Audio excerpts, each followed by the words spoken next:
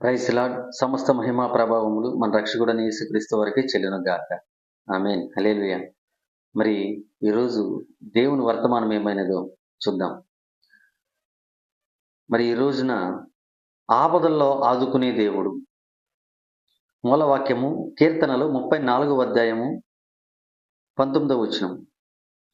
మొట్టమొదటిగా ఆదికాండము 37వ అధ్యాయము 1 నుంచి 28 వరకు యేసేపుకు ఎన్నో ఆపదలు.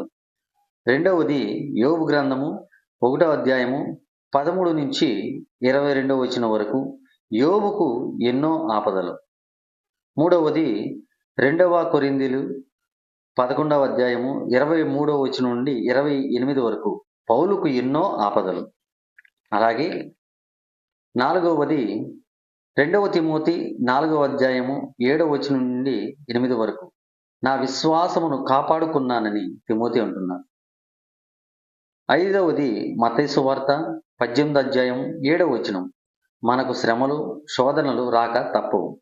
ఆరవది యాకోబు రాసిన పత్రిక 1వ అధ్యాయము 12వ వచనం శోధన సహించువాడు ధన్యుడు. ఏడవది సామెతలు 24వ అధ్యాయము 10వ వచనం శ్రమ దినమున కృంగకూడదు. ఎనిమిదవది మత్తయి సువార్త 24వ అధ్యాయము 13వ వచనం అంతము వరకు సహించాలి. మరి ఈ వర్తమానాన్ని ప్రార్థించి మీ సంఘంలో ప్రకటించవలసిందిగా ప్రభు పేరట మనవి చేస్తున్నాను. అటు కృపదేవుడు మీ అందరికి అనుగ్రహించును గాక. ఆమేన్.